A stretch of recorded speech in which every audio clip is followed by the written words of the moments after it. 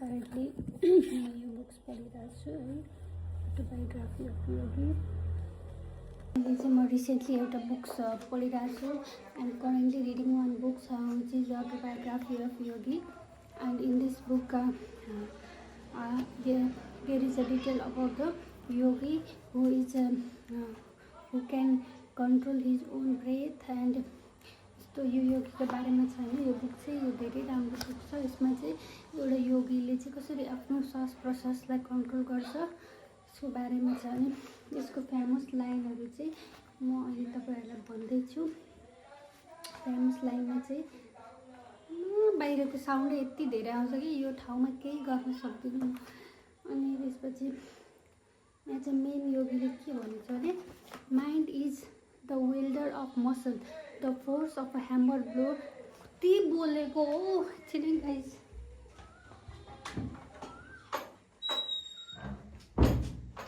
Hello guys, म अहिले गाउँमा आएको छु कि गाउँमा बेरोजगारहरू धेरै छन्, त्यही भएर म्या बाख्रा पनि कराइरहेछ, मान्छे पनि म्या गर्दै कराइरहेछ। एउटा चाहिँ म मस्ट मैले यहाँ पेज नम्बर कतिसम्म होला, पेजै हरा 60 सम्म पढिसकेको छु।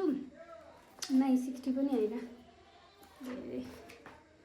लेभिटेटिङ सेन्ट पनि पढिसकेँ। म चाहिँ टाइगर सेन्टको बारेमा पढ्दै थिएँ कि, टाइगर गुरुको बारेमा। अब यसमा चाहिँ के हुन्छ भने यो हाम्रो राइटरको चाहिँ उहाँले योगानन्द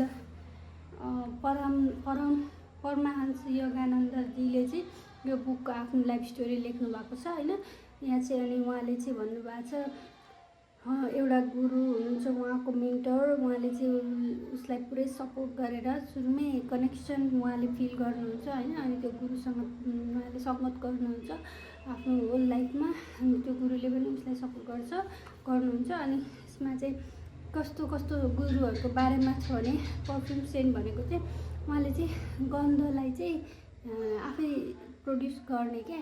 जस्तै अब नन लिभिङ प्लान्ट्स जसको चाहिँ सुगन्ध नै छैन, त्यो प्लान्ट्समा पनि सुगन्ध भरिदिनुहुन्छ, त्यस्तो म्याजिकल पावर हुन्छ हैन।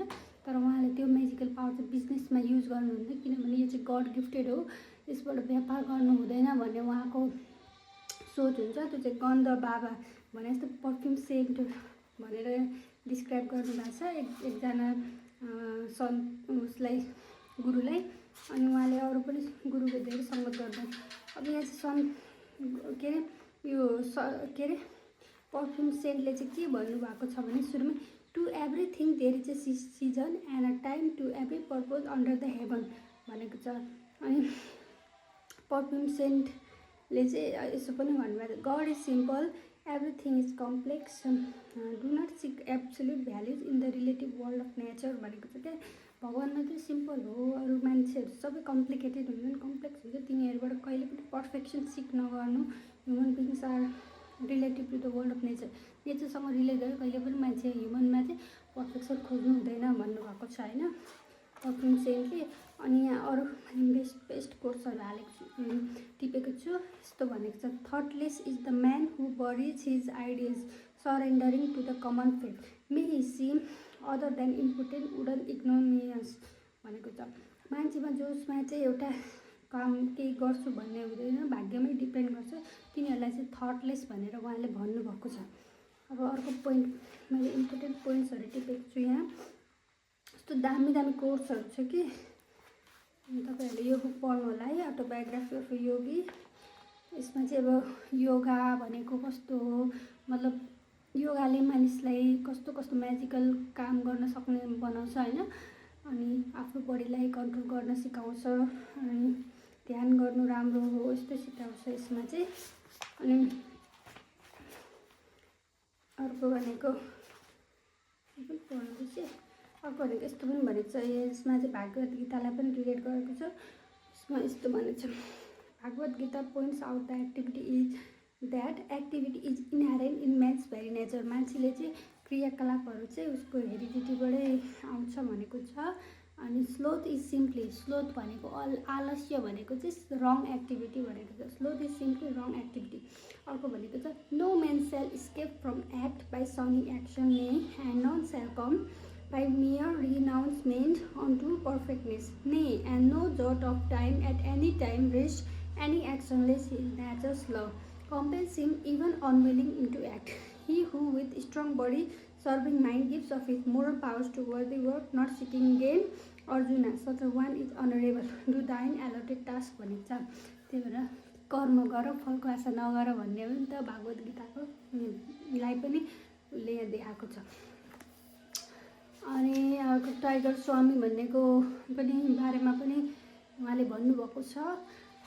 टाइगर स्वामीले चाहिँ टाइगरलाई कन्ट्रोल गर्न सक्ने जुनै पनि लिभिङ टाइगरलाई चाहिँ उहाँले चाहिँ हार्म गर्न नसक्ने गरी छेउमा गएर उहाँ उसको टाइगरको माइन्डलाई कन्ट्रोल गर्न सक्ने पावर हुन्छ। उहाँ चाहिँ स्वामी हुनुहुन्छ। उहाँले चाहिँ प्राणायामहरू योगाहरू यस्तो गर्दा प्र्याक्टिस गर्दा गर्दा गर्दा टाइगरलाई नै कन्ट्रोल गर्न सक्ने हुनुभएको कारणले चाहिँ यहाँ अथरले डिस्क्राइब गर्नुभएको छ टाइगर स्वामी भनेर। अनि यहाँ चाहिँ टाइगर स्वामीको मेन कोट के छ भने mind is the welder of muscle, the force of a hammer blow depends on the energy applied, the power expressed by man's bodily instrument depends on his aggressive will and courage. The body is literally manufactured and sustained by mind, though through pressure of instinct from past lives, strengths or weakness percolate gradually into human consciousness. They express as habits which in turn manifest as desirable or an undesirable body. Outward frailty has a mental origin in a vicious circle. The habit-bound body thwarts the mind. If a master allows himself to be commanded by a servant, the latter becomes autocratic. The mind is similarly enslaved by submitting to bodily dictation भनेको छ। त्यही भएर यहाँ चाहिँ tiger स्वामीले चाहिँ टाइगरलाई control गर्न सक्नुहुन्छ। जस्तो पनि सिचुएसनमा त्यो टाइगरले चाहिँ उहाँ टाइगरको माइन्ड क्याप्चर गर्न सक्नुहुने भएको कारणले he is not harmed by any tiger. अनि त्यो उहाँको चाहिँ म्याजिकल पावर हुन्छ क्या, बडीलाई उहाँले यसरी कन्ट्रोल गर्नुभएको हुन्छ। त्यसरी चाहिँ उहाँले चाहिँ टाइगरको माइन्डलाई पनि कन्ट्रोल गर्नुभएको हुन्छ। अनि यस्तो बेस्ट बेस्ट कोर्सहरू छ यहाँ है, कहाँसम्म पुग्यो ल। त्यही भएर गाइज यो बुक चाहिँ मैले कन्टिन्यू गर्दैछु होइन। नेक्स्ट कोर्सहरू राम्रो राम्रो कोर्स आयो भने म अझै पनि अपडेट गर्नेवाला छु। त्यही भएर म तपाईँहरूलाई सजेसन दिन्छु यो बुक पनि पढ्नु होला, बुक पनि बानी गर्नु होला। Bye bye. See you next time.